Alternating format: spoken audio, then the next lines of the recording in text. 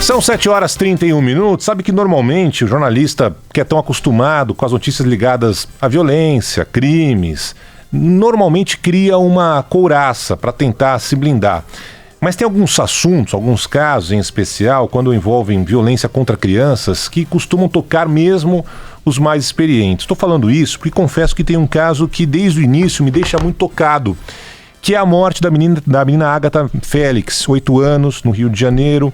Foi vítima de um disparo de uma arma de um fuzil quando voltava para a casa dela, ao lado da mãe. Estavam numa Kombi, no Complexo do Alemão, na zona norte da cidade.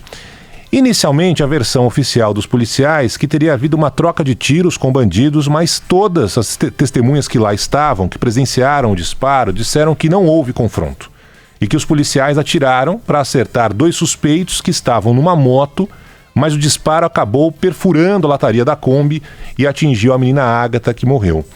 A gente sabe que normalmente esses PMs, quando sobem um morro, em muitas oportunidades, não são recebidos com flores.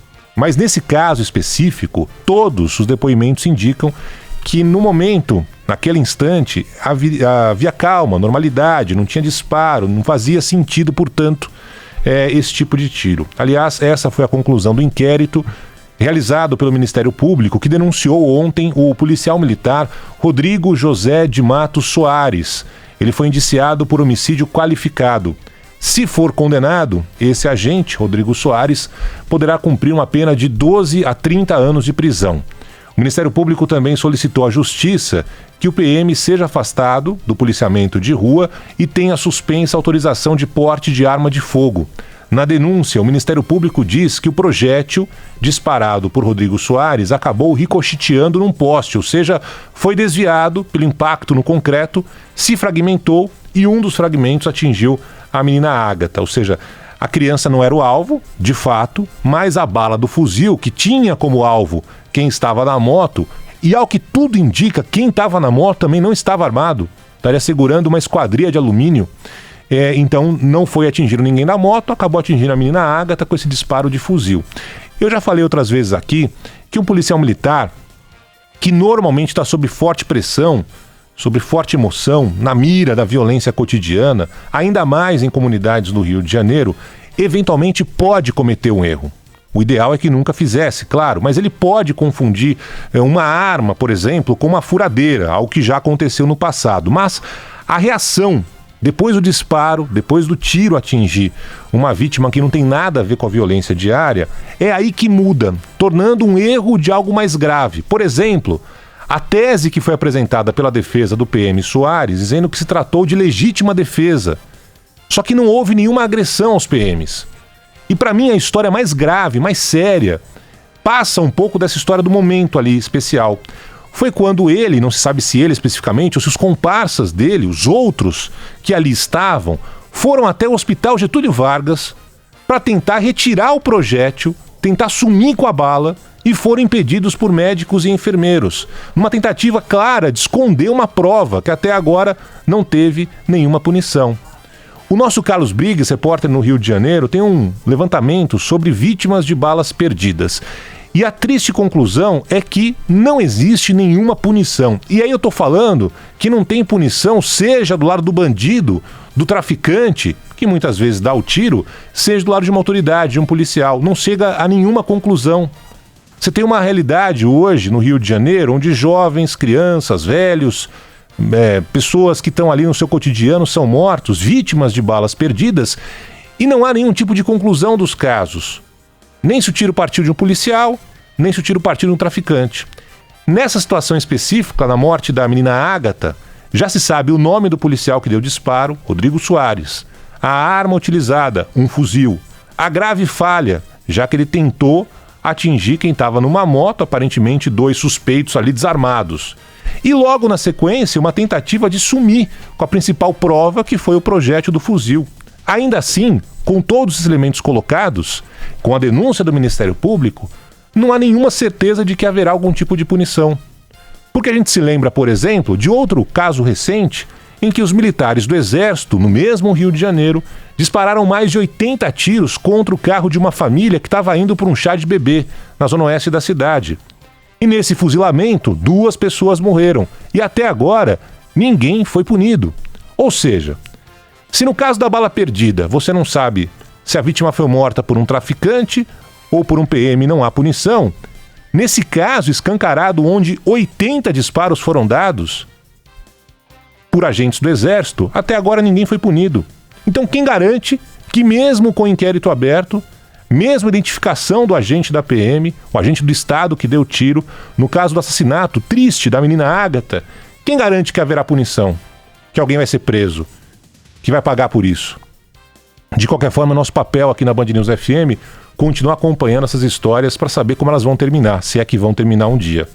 Assim como é nosso papel também cobrar uma explicação sobre a tragédia, o massacre que deixou 9 mortos no último final de semana na comunidade de Paraisópolis, na zona sul de São Paulo. Assim como não é fácil para o PM do Rio de Janeiro, para o agente subir o morro, muitas vezes tomando tiro pela frente, também não é fácil para os agentes de São Paulo, da Polícia Paulista, entrarem nas comunidades. Tem muita gente trabalhadora, aliás, a maioria, mas também tem bandido, traficante. E, de novo, cai no colo da polícia resolver situações como o baile funk, que é um baile ilegal, que é irregular, atrapalha o sono de muita gente, para dizer o mínimo, né? Mas que era algo que deveria ser evitado antes do início dos bailes.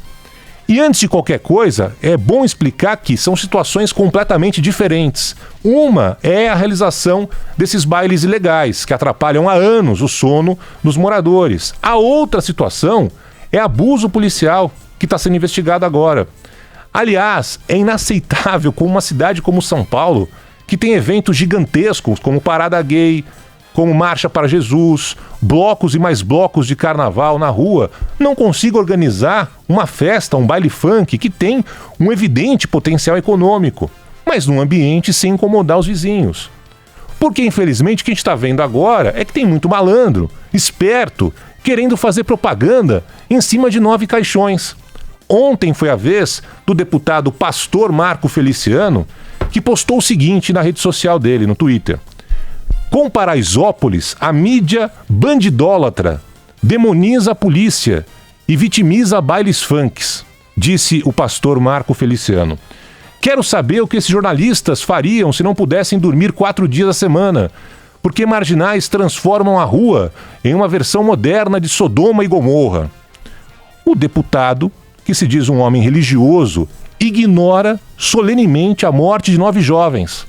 Como se não fosse possível cobrar do Estado, a imprensa cobrar do Estado, uma ação, como a gente faz aqui na Band News FM há 10 anos, nesse tal do baile da 17, para acabar com esses bailes ilegais. Assim como é nosso dever também cobrar uma real explicação para tudo que aconteceu nesse final de semana. E é nosso dever perguntar, inclusive, para o nobre parlamentar, o que ele fez ao longo dos últimos anos, desde 2011, ele é deputado para resolver o problema. Então, mesmo antes do final das apurações, que ainda continuam, o caso não foi encerrado ainda, antes da conclusão dos laudos do IML, o governador do estado, João Dória, com uma velocidade sem sentido, defendeu a ação dos PMs, decretou que a política de segurança não iria mudar, mesmo com tudo indicando que houve, no mínimo, uma quebra de protocolo. Afinal, não se pode gerar tumulto, uma multidão, 5.000 pessoas, principalmente nas ruas estreitas, como aquelas de Paraisópolis. Agora, tem outros vídeos mostrando PMs derrubando, chutando pessoas que tentavam fugir. E não é de hoje. A gente falou mais cedo aqui, a Carla Bigato falou, tem um vídeo que foi gravado em outubro, mostrando um PM com um pedaço de barra de ferro, batendo nas pessoas que estão saindo num corredor, incluindo o rapaz com muletas, de uma crueldade sádica, sem sentido algum.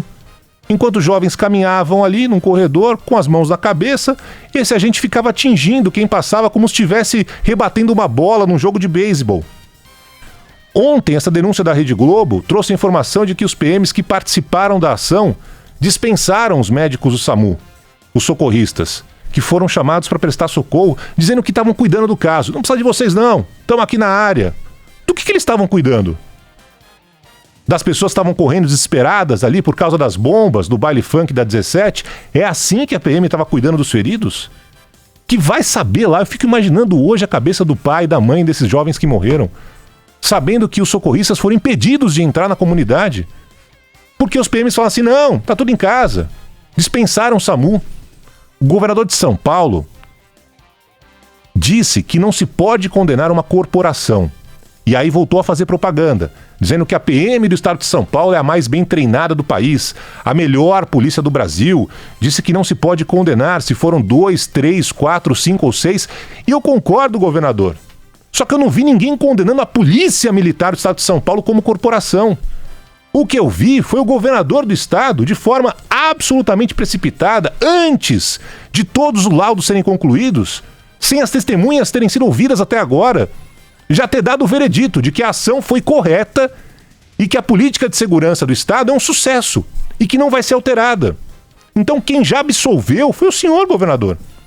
Mas cada vídeo novo aparece mostrando que esses agentes que lá estavam não só quebraram protocolos, mas cometeram abusos gravíssimos. Então quem governa tem o dever de se preocupar de fato com a verdade e não em minimizar ou encobrir abusos graves de agentes do Estado. Esses agentes do Estado que jamais deveriam usar a farda da Polícia Militar. E vamos em frente.